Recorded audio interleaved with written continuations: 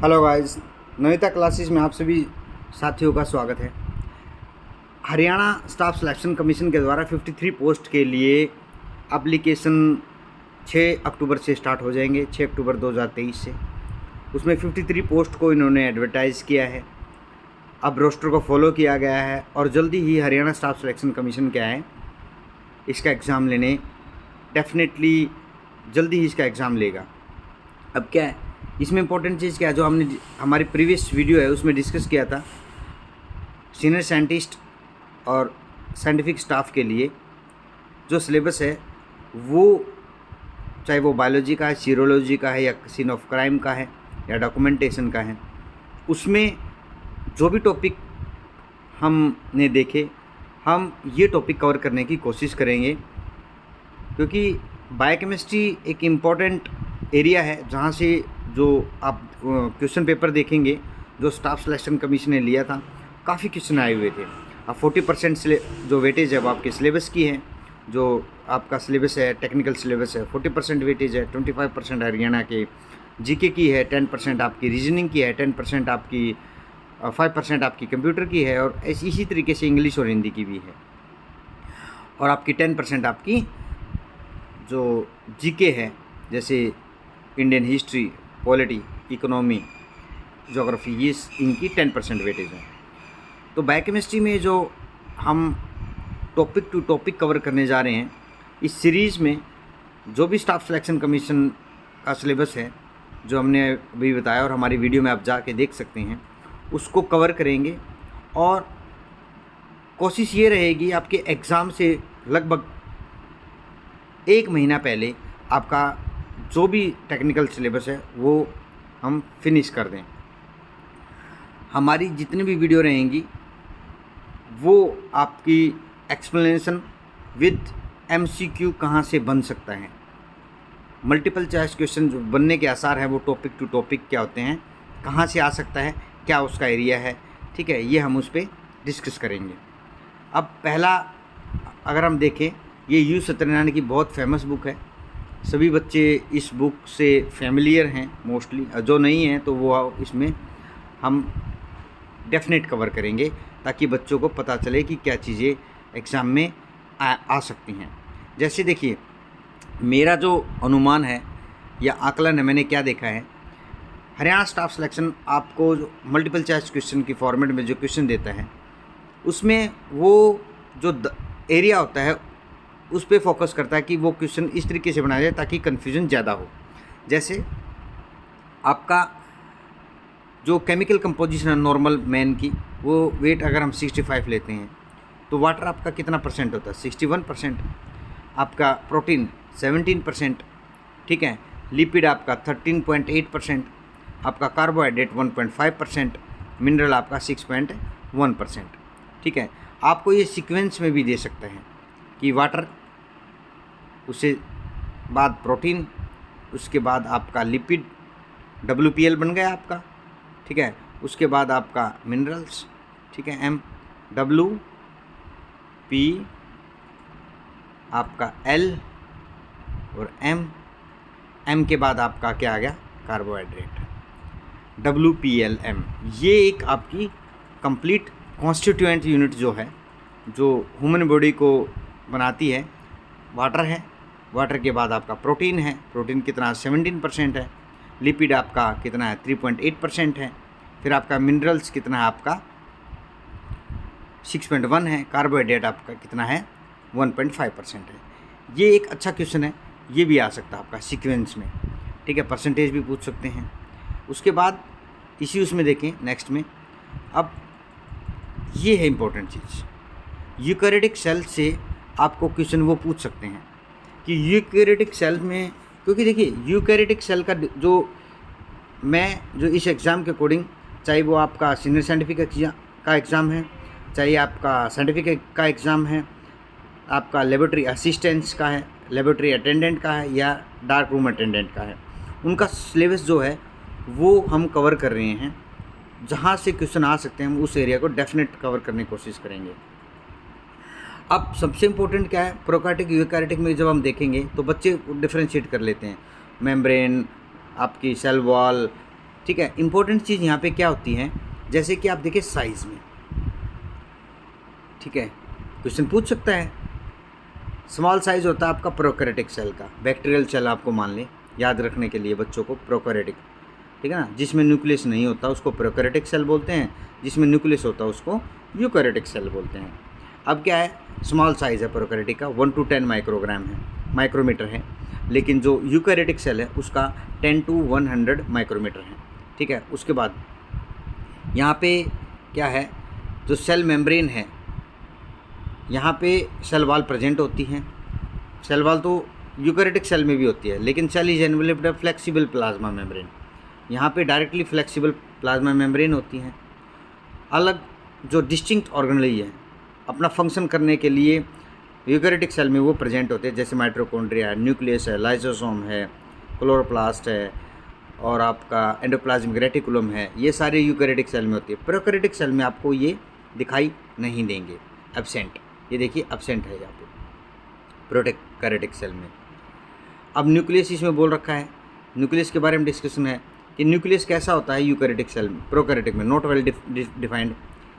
जो न्यूक्लियस है वो अच्छी तरीके से डिफाइन नहीं और होता ही नहीं है। DNA is found in nucleoid, जहाँ पे डीएनए होता है ना वो अटैच्ड होता है मेम्ब्रेन से, उसको न्यूक्लियोइड बोलते हैं, न्यूक्लियोइड, ठीक है, ये न्यूक्लियोइड बोलते हैं वो डीएनए प्रोकैरियोटिक सेल का। आप नॉर्मली बैक्टीरिया का एग्जांपल लें, उसका जो डीएनए वो मेम्ब्रेन से क्या होता है, अटैच्ड होता है, उसको न्यूक्लियोइड बोलते हैं। दूसरी चीज़, इसमें हिस्टोन प्रेजेंट नहीं होते, लेकिन आप यूकैरियोटिक सेल में देखें, आप यूकैरियोटिक सेल में क्या है, आपका न्यूक्लियस वेल डिफाइंड होता है, ठीक है, मेम्ब्रेन से वो सराउंडेड है, डीएनए एसोसिएटेड विद हिस्टोन। जो डीएनए है ये डीएनए मान लीजिए, यहाँ पे हिस्टोन उसको बाइंड करते हैं, ठीक है, हिस्टोन में उसकी वो गैदरिंग करते हैं इस तरीके से, ठीक, तभी तो वो क्रोमोसोम की फॉर्म में प्रेजेंट होता है, ठीक। उसके बाद एंजाइम होते हैं of energy metabolism located in mitochondria, सही बात है, जो एंजाइम होते हैं, क्योंकि माइटोकॉन्ड्रिया को हम क्या बोलते हैं, पावर हाउस ऑफ सेल, उसके एंजाइम जो माइटोकॉन्ड्रिया में एंजाइम होते हैं वो एनर्जी मेटाबॉलिज्म करते हैं, वो कहाँ पे, माइटोकॉन्ड्रिया में प्रेजेंट होते हैं। उसके बाद माइटोकॉन्ड्रिया एब्सेंट होती है, मैंने बताया प्रोकैरियोटिक सेल जो है, बैक्टीरियल सेल जो है उसमें माइटोकॉन्ड्रिया एब्सेंट होती है, कोई भी ऑर्गन लिए वो एब्सेंट होता है, ठीक है ना। जो एंजाइम होंगे, जब माइटोकॉन्ड्रिया एब्सेंट होगी तो डेफिनेटली वो एंजाइम जो बैक्टीरिया की प्लाज्मा मेम्ब्रेन है वहीं पे बाउंड होते हैं, वहीं पे प्रेजेंट होते हैं। लेकिन यूकैरियोटिक सेल ये है, यहाँ पे माइटोकॉन्ड्रिया है, तो माइटोकॉन्ड्रिया के जो एंजाइम है माइटोकॉन्ड्रिया की मेम्ब्रेन पे होंगे, ठीक है, डिफरेंस मिल गया। ये प्रोकैरियोटिक सेल है, ये आपकी यूकैरियोटिक सेल है। यूकैरियोटिक सेल में तो माइटोकॉन्ड्रिया होते हैं, यहाँ पे माइटोकॉन्ड्रिया नहीं होती, इसलिए मैं जो एंजाइम है प्लाज्मा मेम्ब्रेन है वहीं पे प्रेजेंट होते हैं। उसके बाद जो आपका सेल डिवीज़न है, यूजुअली फिजन से होता है, फिजन होता है, 2 सेल हैं, ये एक सेल है वो टूट गई, 2 में ब्रेक डाउन हुई, एक इसमें डॉटर सेल में, ठीक है, इस प्रोसेस को बोलते हैं फिजन प्रोसेस। लेकिन यहाँ पे क्या होता है, प्रॉपर माइटोसिस होता है, सेल डिवीज़न होगा।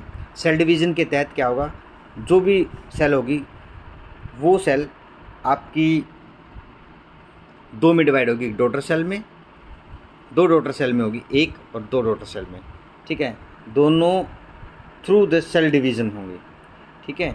यहाँ पे जो प्रोकैरियोटिक में फिजन है, यहाँ पे माइटोसिस है, ये याद रखना है। प्रोकैरियोटिक सेल के अंदर ऑर्गेनेली मैंने बताया माइटोकॉन्ड्रिया, एंडोप्लाज्मिक रेटिकुलम, लाइसोसोम्स, आपकी कोई भी चीज़ें प्रेजेंट नहीं होती, ऑर्गेनेली बोलते हैं इनको।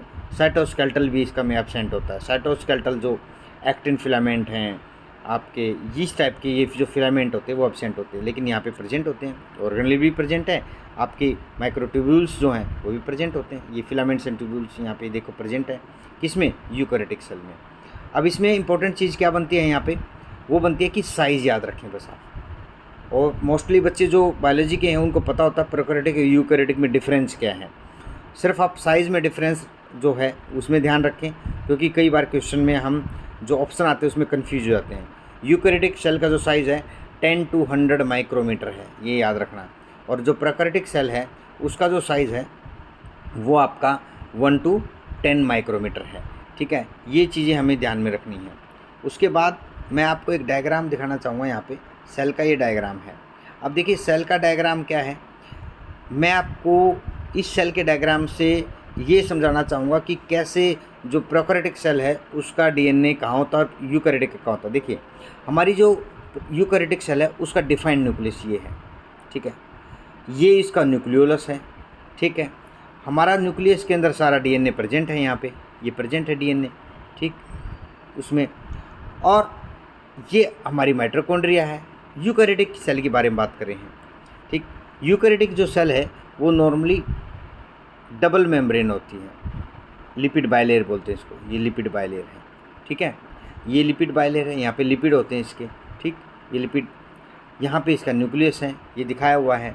तो लिपिड बाइलेयर है, यहाँ पे इन्होंने दिखा नहीं रखा है कि लिपिड की जो बायो मेम्ब्रेन वो लिपिड बाइलेयर है, मैंने इसको बता दिया कि ये ऐसी होती है।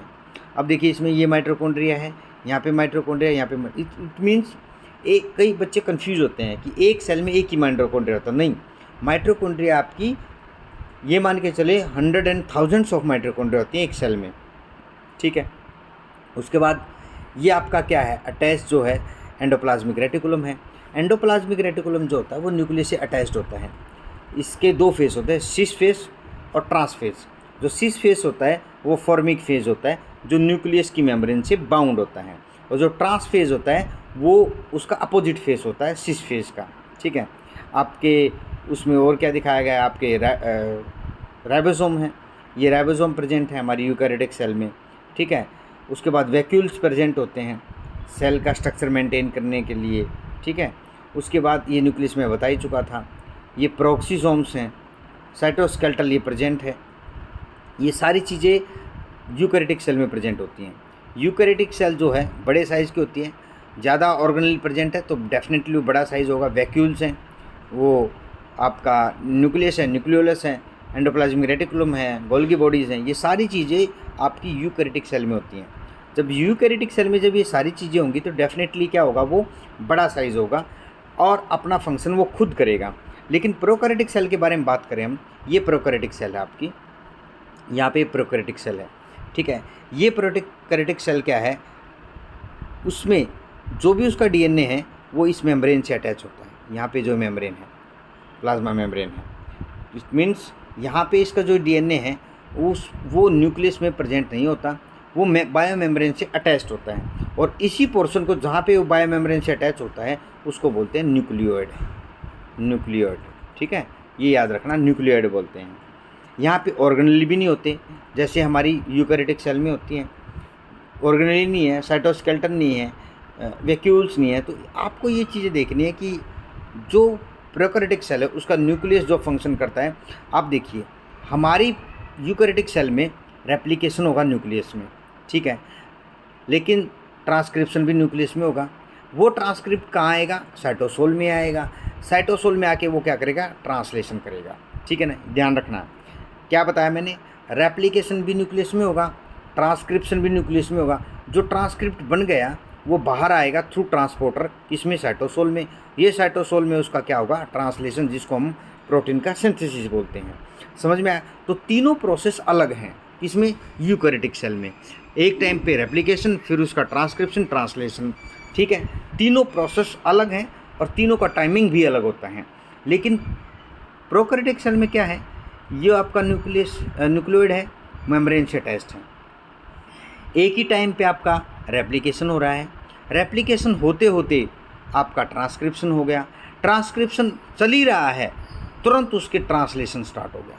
वहीं पे ट्रांसक्रिप्ट के उसमें ही मिड में ही एंजाइम अटैच कर जाएंगे और वो ट्रांसलेशन हो। मतलब यहाँ पे कोई डिफरेंशिएशन नहीं है या अलग से टाइमिंग नहीं होती किसकी, रेप्लिकेशन की, ट्रांसक्रिप्शन की, ट्रांसलेशन की। आरटीटी की अलग से कोई टाइमिंग नहीं होती, एक ही टाइम पे रेप्लिकेशन, ट्रांसक्रिप्शन, ट्रांसलेशन होते हैं किसमें, प्रोकैरियोटिक सेल में। लेकिन यूकैरियोटिक सेल में ऐसा है, एक टाइम पे रेप्लिकेशन हो रही है, दूसरे टाइम पे कुछ टाइम बाद या कुछ दूसरे टाइम पे ट्रांसक्रिप्शन हो रही है। ये न्यूक्लियस में होते हैं दोनों प्रोसेस। लेकिन जो ट्रांसलेशन है कब होगी, जब एमआरएनए बाहर निकल जाएगा न्यूक्लियस से, कहाँ पे आएगा, साइटोसोल में, तो वो क्या करेगा, ट्रांसलेशन। तो डेफिनेटली टाइमिंग क्या होगा उसका, अलग होगा। इस वीडियो में हमने डिस्कस किया यूकैरियोटिक और प्रोकैरियोटिक सेल का, और आगे ही हम ऐसी ही वीडियो हमारी जो साइंटिफिक स्टाफ का एग्ज़ाम है उसके लिए लेके आते रहेंगे। आप सभी साथी जो भी हमारे जो बच्चे एग्ज़ाम की प्रिपरेशन कर रहे हैं, प्लीज़ मैक्सिमम से मैक्सिमम हमारे चैनल को लाइक करें, शेयर करें एंड सब्सक्राइब करें, क्योंकि ऐसा करने से जो भी हम आप लोगों को पढ़ा रहे हैं या कवरेज कर रहे हैं वो हमारे अंदर एक पॉजिटिव एनर्जी आए और मैक्सिमम से मैक्सिमम आपका सिलेबस कवर करने की हम कोशिश करें। Thank you.